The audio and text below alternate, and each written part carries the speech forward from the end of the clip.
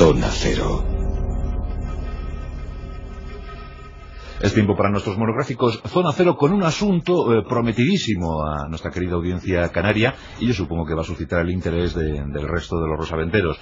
Vamos a hablar de los guanches, vamos a visitar el archipiélago de las Islas Afortunadas, las Islas Canarias, y vamos a averiguar cosas sobre esta enigmática etnia, de dónde provenían los guanches, cuál era su religión, cómo eran sus costumbres, cómo quedaron tras la conquista de las islas. Vamos a averiguarlo con Carlos Canales. ¿Qué tal? Buenas noches. Hola, buenas noches. Hombre, si vienes vestido de Taunusú. Sí, aquí vengo yo con mi capa de cabra, de pelo de cabra. Bueno, qué maravilla. Hola, Jesús Callejo, buenas noches. ¿Qué tal? Muy buenas noches. Pero bueno, tú vienes vestido de Betancourt, ¿eh? Sí, más recentito, aquí con mi coraza. Te veo muy normando hoy, Ese león. Sí, muy normal. Muy normal, todas las circunstancias. Bueno, pues para nuestras queridas Islas Canarias vamos a hablar de los guanches, que siempre provocan orgullo, ¿verdad? Su evocación. Los canarios, cuando hablan de su pasado guanche, pues siempre hablan con un cariño especial, ¿no? Bueno, hay que reconocer que los pasados míticos son bonitos. A mí, que como a Jesús y como a ti, bueno, Jesús lo sabe, a mí las Canarias me encantan. Me gusta muchísimo, es un lugar donde durante un tiempo iba todo lo que podía. Cuando yo todo lo que podía es bastante. Y la verdad es que siempre tú tienes, o te puedes agarrar a un pasado mítico y al mismo tiempo diferente, que puede evocar leyendas mágicas, misterio, algo emocionante y distinto, la gente lo coge ello como un clavo ardiendo. Claro, eso es evidente. Todo el mundo busca el tener algo diferente. Es que en el siglo XV, tras la conquista de Jesús, pocos guanches quedaban para poder contar historias, ¿no? Pocos, la verdad es que... Pocos, ¿no? No es que desaparecieran, como dicen también algunas versiones, ¿no? No, mataron a todos. Pero, por ejemplo, en Lanzarote, tras la conquista, quedaban 111 que los contaron, además. Sí, fue uno de los aniquilamientos históricos más complejos. Un genocidio, y sobre todo, bueno, pues lo que más quedaron fueron mujeres, precisamente. Y eso que eran unas mujeres bastante belicosas, bastante guerreras, ¿no? La mujer guanche en general.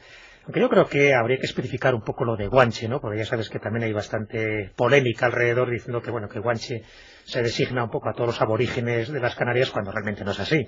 Solo sería referido y exclusivo a los aborígenes de Tenerife. Tenerife, sí. Un poco porque además incluso la palabra guanche provendría del tamazig o del bereber, que significaría guanchinet, es decir, el hombre que viene de Chinet, que Chinet sería la isla de Tenerife. Pero bueno, ya sabes que en general pues ha adoptado un poco ese nombre genérico de guanches para todos los aborígenes y bueno, pues para no empezar a hacer distinciones que nos podría llevar pues a discusiones un poco absurdas, ¿no? Sí, porque si echáramos manos de la genética no tendría mucho que ver un majorero con un chicharrero, ¿no? Claro, ahí está, porque es que, bueno, ya lo comentaremos, ¿no? Porque parece que el poblamiento de las islas pues se hace de una forma gradual, además no es tan antiguo como mucha gente cree. Se está hablando del 500 antes de Cristo, cuando empieza a surgir la primera civilización como tal aborigen, y o sea que no hay que remontarnos muy atrás y por lo tanto no hay que hablar de la Atlántida ni de Lemuria, y siento un poco pues a todos aquellos que tienen esta tesis romántica, ¿no?, de los aborígenes canarios, porque realmente sus antecedentes pues son más bien recientes, ¿no?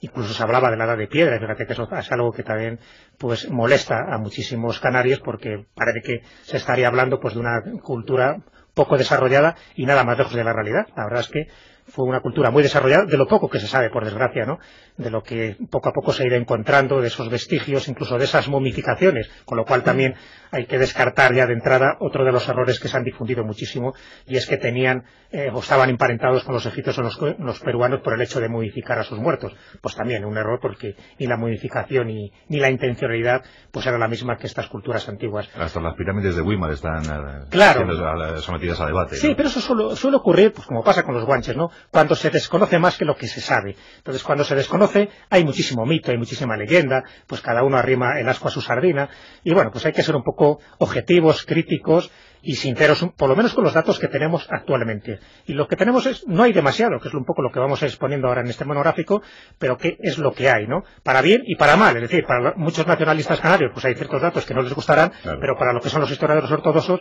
pues realmente es a lo que se pueden acoger, porque, por desgracia, después de la conquista no quedó demasiado de los vestigios culturales. Ni siquiera el idioma, porque aunque ahora pretendan reinventarlo, ¿no? No, claro, bueno, de hecho se ha hecho un diccionario.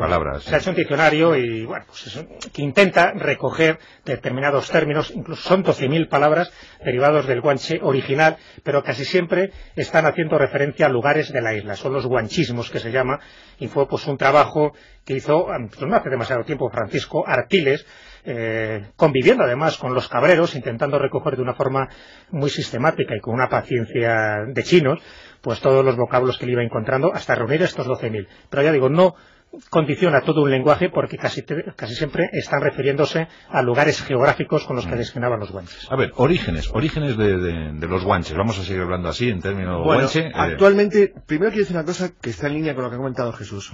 Actualmente, para cualquier persona que quiera obtener información verídica, real y contrastada en base a datos lingüísticos, genéticos, sobre todo genéticos, que luego hablaremos, e incluso análisis históricos del origen y la procedencia de los pueblos guanches, con un error más o menos difícil de valorar, que probablemente será corregido en los próximos 100 años o así, pues la verdad es que se sabe casi todo y con cierta seguridad. ¿Norte de África? Claro, con seguridad. Lo digo por una razón. La historia del origen de los guanches, a partir del siglo XIX, no digo antes, porque para los europeos, luego veremos, haré una pequeña introducción de lo que vieron los primeros europeos cuando llegaron, eran una gente desde luego extraña, pero a partir del 19 está tan contaminado de una especie de historicismo y de mitos y de leyendas toda la historia del pueblo guanche, que se ha destruido, de hecho, la imaginación popular y en gran medida lo que es la verdadera interpretación histórica y correcta de lo que es en sí el pueblo guanche y en general los aborígenes primitivos de las Islas Canarias. Por supuesto, ese origen es africano. Cuando alguien habla de pueblos atlánticos, es que el origen de los pueblos de lo que hoy es Marruecos era muy diferente a la población actual. Si la población actual marroquí es el resultado, como la población española, la de Italia o de Francia, de múltiples oleadas que se han ido superponiendo en un territorio que originalmente, estoy hablando de hace unos 3.000 años, tenía una población pues muy similar a la que habitaba no solamente en España, sino en toda la costa atlántica europea. No olvidemos que el término bereber significa bárbaro. Bueno, es una de las teorías que existe, sí, de que fuera una palabra derivada del griego, pero bueno, es posible. En cualquier caso, lo que está muy claro es que la población que había en el norte de África hace unos 3.000 años no difería demasiado de la población que vivía en las costas atlánticas de España, de Portugal, de Francia o de la propia Inglaterra. Esto, lo que es la historia de los pueblos atlánticos, en cierto modo, pues muy ligado a las historias de los constructores de los megalitos y de los dólmenes, hace pensar a muchos historiadores actuales, y ahora la genética es la que empecé a investigar, que probablemente había una especie de comunidad o de continuidad común entre los primeros pobladores de la costa atlántica europea con los primeros pobladores de la costa atlántica del norte de África. Es evidente que si esta continuidad histórica fue rota, obviamente, por llegadas de pueblos procedentes de los diversos sitios, que alteraron clarísimamente, lo que eran los núcleos de población originales, que probablemente, como he dicho al principio, pues no eran muy diferentes en Marruecos o en Argelia de la costa española, que por otro lado está enfrente. ¿Se puede afirmar que hace 25 siglos las Canarias estaban despobladas? Sí, con seguridad. Sí, eso se sabe porque no hay restos ni datos, y porque, entre otras cosas, las huellas genéticas de los actuales habitantes, que por vía matrilineal, luego veremos, sí tienen un considerable origen guanche, es decir, en un porcentaje relativamente alto. Cuando digo relativamente alto, digo más de una cuarta parte. Pues realmente no hay ningún antecedente que pueda permitir o probar o aventurar que hubiera población, por lo menos con carácter estable, más allá de eso, como ha dicho Jesús, en torno al año 400-500 antes del nacimiento de Cristo. Sí es cierto que sobre una especie de pueblo original parece que se superpuso en determinado momento, en torno al siglo I antes de Cristo, una oleada procedente de África que tenía algún tipo de nivel cultural probablemente más alto, pero que luego, por razones de aislamiento, probablemente decayó. Curiosamente eso coincide, y esto es muy importante, con la entrada de Canarias en la historia del mundo. Cuando digo la historia del mundo, en la nuestra. ¿Por qué? Porque las primeras menciones que hay de las Islas Canarias coinciden con con dos periodos muy curiosos. Por lo menos las primeras que yo he podido encontrar son de la guerra sartoriana. La guerra Sartorio, cuando Sartorio se revela en España, hay un comentario acerca de que pensó refugiarse en las Islas Canarias cuando se vio acorralado. Y luego hay varias menciones referentes al rey Juba de Mauritania, que al parecer mandó una expedición en tiempos de Augusto para por lo menos tantear un poco la posibilidad de establecer factorías o comerciar con los habitantes de Canarias, que eran por otra parte perfectamente conocidos tanto por los griegos como por los cartagineses, sobre todo por los últimos, por los cartagineses, que tenían establecidas factorías prácticamente enfrente, entre otras en el actual Rabat. Salé fue una ciudad romana importante, entonces era navegar un poco al sur. Se sabe que los romanos conocían perfectamente las islas, les dieron nombre, entre otras Canarias, de ahí viene el nombre, y se sabía que había una población, esa población era conocida y no parecía ser aparentemente muy diferente de la primitiva población del Atlas marroquí. De hecho, se habla de los famosos rubios del norte de Tenerife, ¿no? Bien pudieron ser romanos asentados allí, o acaso vikingos. No, tampoco, ninguna de las dos cosas. Sí, bueno, ya has apuntado también otra de las hipótesis fascinantes últimamente, ¿no? Sobre la posibilidad de que hubiera colonias vikingas.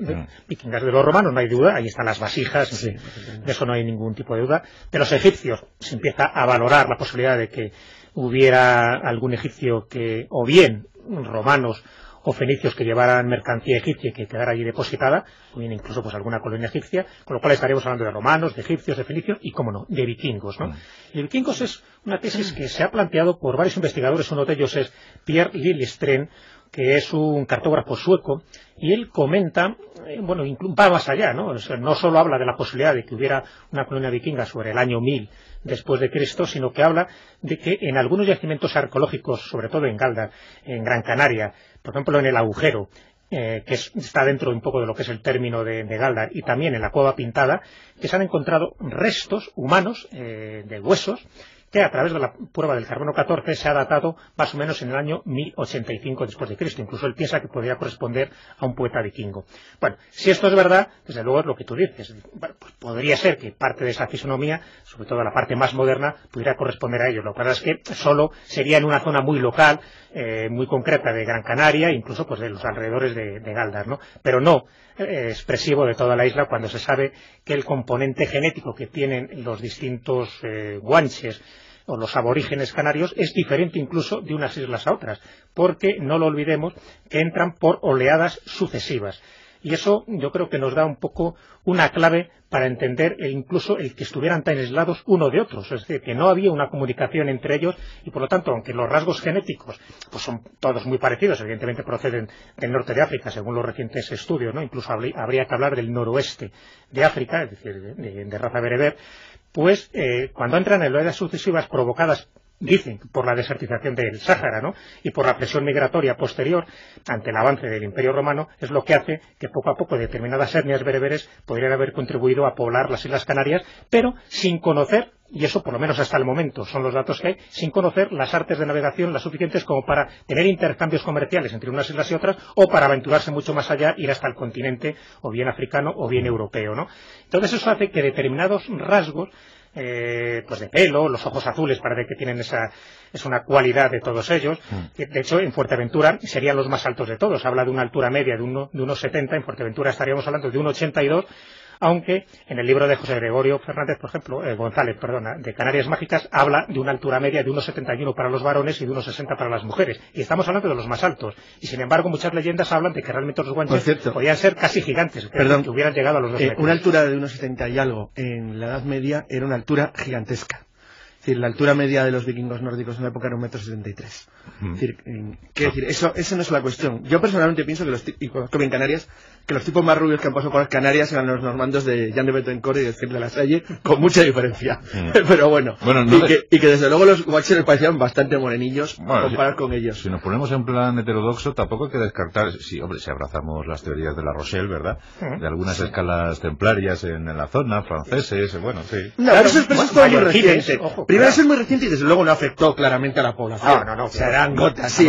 Por supuesto, con el siglo XIII-XIV llegan los primeros navegantes portugueses, florentinos y genoveses, por ejemplo la famosa expedición de 1341, está claro que ya entonces se conocía relativamente bien cómo eran las Canarias o qué podían encontrarse allí. Cuando llega la primera de verdad expedición conquistadora, la de Jan de Bethencourt y Cierre de la Salle, lo sigo diciendo, eran los tipos más rubios que había visto las Canarias nunca. Eso está claro. No, una cosa solo. Los análisis no genéticos, sino estructurales de los huesos que se conservan de los guanches, es muy interesante porque el primer gran estudio que se hacía en el siglo XX se hace en 1925, porque bueno, había algunos anteriores, algunos pintoresquísimos, hay uno muy divertido, como el de Franz von Loher, un zumbao que mandó el rey II de Baviera a hacer un análisis de las Canarias, y realmente hizo un análisis muy divertido, pero de histórico y de real tiene muy bien poco. Bueno, este hombre ya era famoso porque había hecho un libro que se llamaba Ajuste de cuentas con Francia, o la estrangulación de la nacionalidad alemana en Hungría. Bueno, entonces este hombre muy modesto estaba haciendo una obra que se llamaba La importancia del pueblo alemán en la historia universal, y el rey Luis II, que estaba también el pobre como una chota, le mandó para allá para que hiciera un estudio sobre las posibilidades de que Canarias hubiera estado poblada por pueblos germánicos. Bueno. a este pequeño zumbao, que es lo que consideraba que eran bandas los que descendían del ejército que había vencido a Belisario, bueno, una serie de locuras increíbles, le siguió sin embargo ya un análisis muy bueno en 1925 de Ernest Hutton, que era en aquel entonces uno de los principales antropólogos de Estados Unidos, que fue seguido sus trabajos por Eugen Fischer, que también era alemán, donde ya se hizo una medición seria de los cráneos, huesos de los antiguos pobladores de las Canarias. Se detectaron dos cosas que sí son ciertas. Eran muy altos, eran gente fuerte, robusta y alta para la época, y curiosamente los ángulos faciales, los cráneos, las bases de la nariz, los tipos que presentaban no parecían, desde luego, eran claramente distintos de los mediterráneos, es decir, de nosotros, por ejemplo, pero también eran claramente distintos de los nórdicos, es decir, eran diferentes. Entonces, eso fue lo que les hizo pensar, y es la primera vez que aparece la palabra, que realmente los europeos cuando llegaron a las Canarias se encontraron ante los últimos restos de las poblaciones del norte de África que habían quedado aisladas en las islas del periodo cromañón. Pero bueno, que no se piensen los oyentes que esto se sabe desde hace tiempo inmemorial. No. Yo recuerdo a primeros de los 90, de 93, 93, que entrevistamos a los artífices de la traducción de esa piedra, ¿verdad? De esa piedra que certificaba el origen bereber de los guanches. Y estamos hablando de 1993 claro. O 92. O sea que... Lo que pasa es que últimamente se han hecho varios estudios genéticos, ya sabes que ahora el ADN está muy de moda. Yo creo que es importante también que los oyentes sepan las últimas averiguaciones. Las últimas que se han hecho, por lo menos de las que yo tengo constancia, es que han tomado pues una buena muestra un poco de todo lo que ellos querían para saber un poco pues el origen, que es el que estamos hablando ahora de una forma pues prácticamente certera, ¿no?, de que es el norte de África. Entonces lo que hacen es que cogieron restos aborígenes, pues de los pocos restos arqueológicos y yacimientos de momias y de cadáveres, junto con muestras de sangre de población actual. Las últimas muestras fueron obtenidas de bereberes del norte de África, marroquíes, saharauis, mauritanos, distintas tribus del Senegal, y en las islas tomaron pruebas de 300 voluntarios anónimos, y por lo menos y que hubiera representantes de todas las islas, evidentemente. Y que garantizaran una ascendencia además canaria aprobada. Eso es, que por lo menos la madre y la abuela fueran canarias. Porque se sabe que había una línea matriarcal en el sentido de que el poder y la descendencia lo daban las mujeres, a pesar de que era patriarcal la estructura, ¿no?, la estructura social, que luego lo comentaremos. Bueno, la tesis se centra en la investigación de los descendientes de la población que vivió en las Canarias en el siglo XIX. Es un poco el estudio que ellos hacen. Y las conclusiones, el resultado que obtienen, es que hay tres componentes fundamentales en los orígenes canarios, que es el subsahariano, el europeo y el norteafricano.